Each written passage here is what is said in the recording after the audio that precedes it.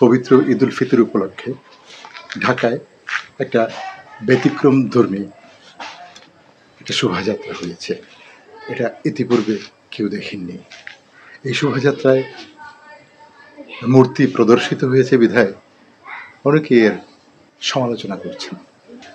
যারা সমালোচনা করছেন তাদের উদ্দেশ্যে আমার একটাই কথা, যারা এটা নিয়ে খুব উচ্চবাচ্য করছেন তাদেরকে একটা কথাই বলতে চাচ্ছি, ভাই এটা ইসলামী প্রজাতন্ত্র নয়।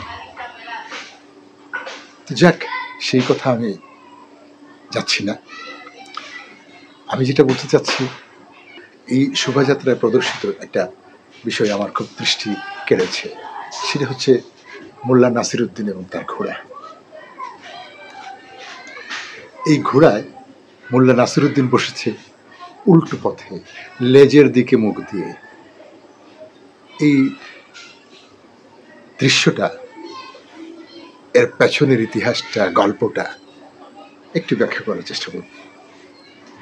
সেটা হচ্ছে, গল্পটা এরকম যে মোল্লা নাসিরুদ্দিন এবং তার ঘোড়া এই দুটো একসাথে একেবারে মানে হৃদয়ের বন্ধনের মতো প্রতিটা গল্পেই আসে। তো একদিন মোল্লা নাসিরুদ্দিন তার, আমি মনে হয় ঘোড়া বলে ফেলেছি, ঘোড়া হবে না, গাধা। মোল্লা নাসিরুদ্দিন একদিন তার ঘর থেকে বেরিয়েছেন, বেরিয়ে যথারীতি তার গাধার পিঠে সওয়ার হয়েছেন। সওয়ার হয়েছেন এমনভাবে যে তার মুখটা, মোল্লা নাসিরুদ্দিনের মুখটা লেজের দিকে, আর তার পেছনটা গাধার মাথার দিকে। লোকজন দেখে হাসাহাসি করছে। মোল্লা নাসিরুদ্দিন, তুমি কি পাগল হয়ে গেলা? তুমি লেজের দিকে মুখ দিয়ে বসেছ কেন?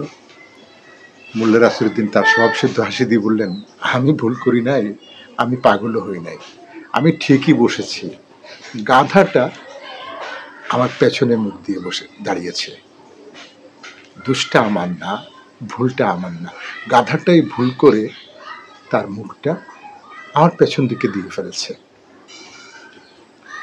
ঠিক আছে, এতে মানুষ শান্ত হয়ে গেল তার কথাবার্তা, উপস্থিত বুদ্ধি দেখে।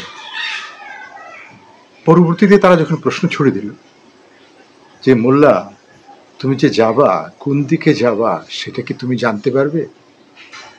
কারণ গাধা তো তোমার উল্টো পথে যাচ্ছে, তুমি দেখবে কিভাবে?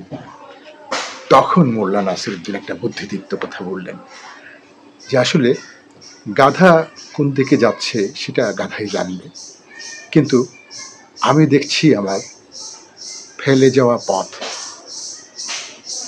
আমার অতীতটাকে আমি দেখার জন্য আমি গাধার তার খুরের দাগ পর্যবেক্ষণ করছি। আমি কোত্থেকে এসছি, কোথায় এসছি।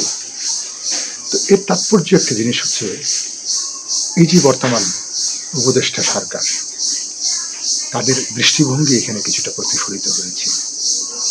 কোন পথ মারিয়ে তারা এই সরকার গঠন করেছে সেদিকেই তাদের দৃষ্টি, মনোযোগ সবচেয়ে বেশি। এই সরকার কোনো ভোটাভুটির মাধ্যমে আসে নাই। এই সরকার কোনো দলের, কোনো সরকারের তথাকথিত সেই অন্তর্বর্তীকালীন সরকারের ফর্মে আসে নাই। এই সরকার এসেছে রাজপথ রাঙানোর মাধ্যমে। এই সরকার সংবিধান মেনে আসে নাই, কারণ সংবিধানের দোহাই দিয়ে তাদেরকে কিছু করার সুযোগ নেই। যদিও এটা বিপ্লব হওয়ার কথা ছিল, কিন্তু সুকৌশলে এটাকে অভ্যুত্থানে এখনো পর্যবেসিত করে রাখা হয়েছে। সেটা সম্পর্কে আমরা অতীতে আরো বারবার বলেছি, কিন্তু সেই সুযোগটা আমরা প্রতিফলনের কোনো সুযোগ আমরা দেখি নাই, বা দেখবো বলে আর মনে হচ্ছে না।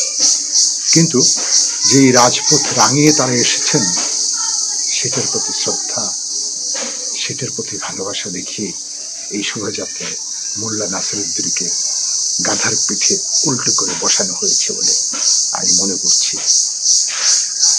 সামনে কি করবেন সেটার প্রেক্ষাপট বিবেচিত হবে আমরা পেছনের কোন পথ মারিয়ে এসেছে সেটার প্রেক্ষাপটে।